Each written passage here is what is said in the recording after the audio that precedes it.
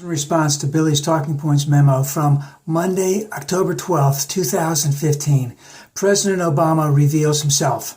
Now, the thing about Billy is he's going to use every possible thing that he can to trash Obama and make general sweeping accusations which he never backs up in any way, shape, or form. So Obama was on an interview with 60 Minutes with Steve Kroft.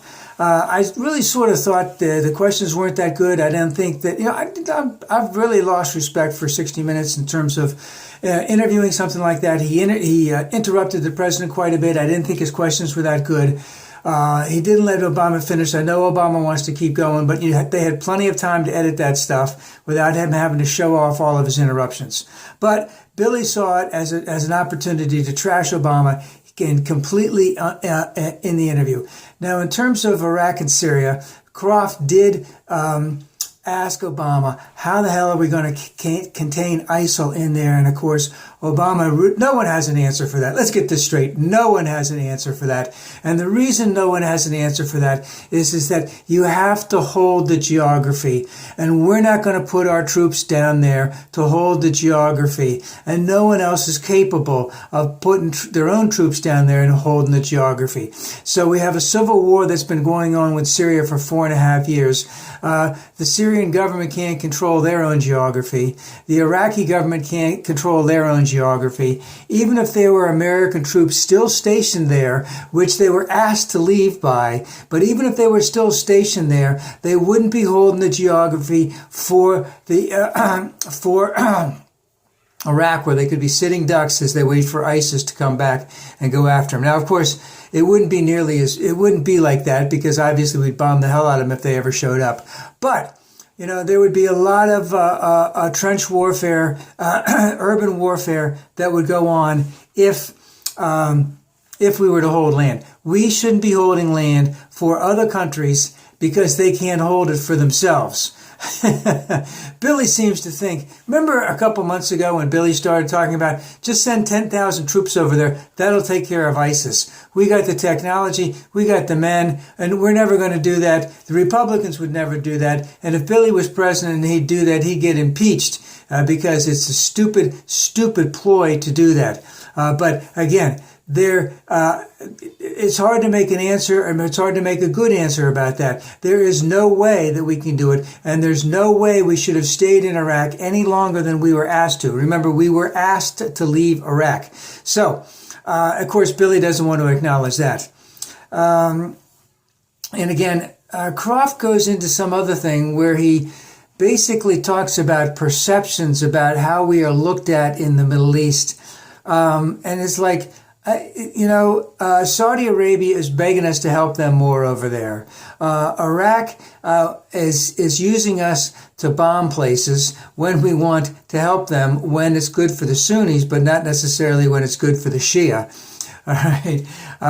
Turkey wants us to help out over there because they don't want, as bad as the Syrian refugee crisis is in Europe, it's been terrible in Turkey. It's been terrible in Lebanon. It's been terrible in Jordan.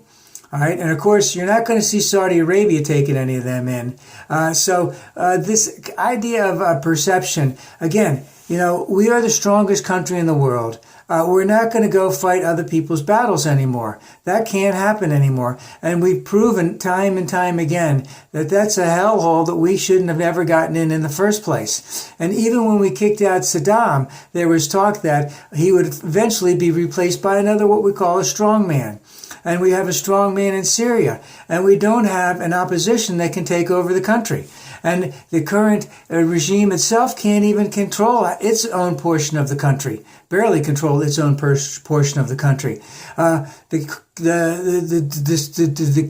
Kurds, who have portions of Turkey, Syria, Iran, and Iraq, would like to have their own homeland.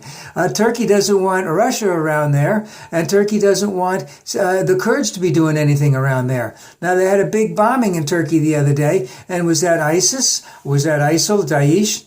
All the same, or was it something else? Was it a Kurd freedom fighting group, or was it something else? And of course, just because Putin is in there doesn't mean in any way, shape, or form, and I don't think that he'll find this out the hard way, is it's a CF, and he's not going to be able to get, he can leave it, but he's not going to be able to help Assad, because Assad is way too weak right now.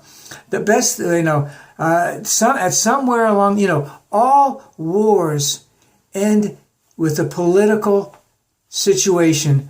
There is a politics that ends a war. There is a ceding of power. There is a surrender, and that is usually done politically. And maybe Russia wants to be involved in that, but he doesn't have a good card to stand on, because in almost any way you look at it, Assad cannot stay, or maybe they can break up the country. I don't know. It's a really, really a bad mess. And, for Billy to go in there and to say that it's revealing about Obama, he's trying to say that Obama does not, thinks that he did a great job. Let's see. I don't see any Americans that are dying over there. So I'd say that that's a pretty good job right there. And right now, oil prices are still low.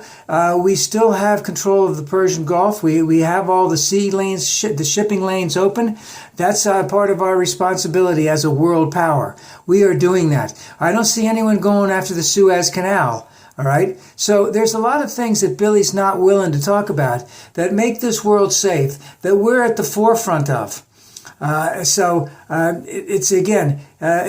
reveals to me that Billy doesn't know anything about warfare, power sharing, ceding power, the Middle East, petropolitics or petropolitics, petrodollars, or any of that kind of stuff. And I'm going to make a quick transition here. Got the debates going on tonight. Good opportunities for Martin O'Malley. Maybe he can, but I still don't see him going to 5%. If Bernie hadn't jumped into the race, he might be running around that 20%. He's a sharp-looking guy, but guess what? He doesn't have that conviction that Bernie has. And let's remember again, even though Bernie is a formidable candidate, outside of Iowa and outside of New Hampshire, his numbers are way low against Hillary. And once you take Biden out of it, Hillary's numbers go up even more. And if I would talk about Biden for a minute, he doesn't have any ground troops. He doesn't have a ground game. He doesn't have a position on anything right now. He's going to have to toe the Obama position. Both Bernie and Hillary are going to go very left of the Obama position. That is where most of the Democratic Party is going to be. So I don't see him getting that kind of traction that he would need. He's proven to be, no disrespect, he's not proven to be a great presidential candidate. So we'll have to see what happens there. I see Hillary continuing some momentum.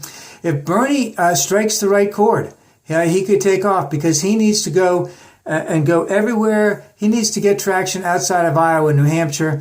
He needs to get the Latino vote. He needs to get the women vote. He needs to get the black vote. He doesn't have that right now. And he also has to have some policy positions to explain where he's going to be doing and how he's going to be doing all the things that he says he's going to be doing, and see how these things are going to pan out. But time will tell. We'll see tomorrow.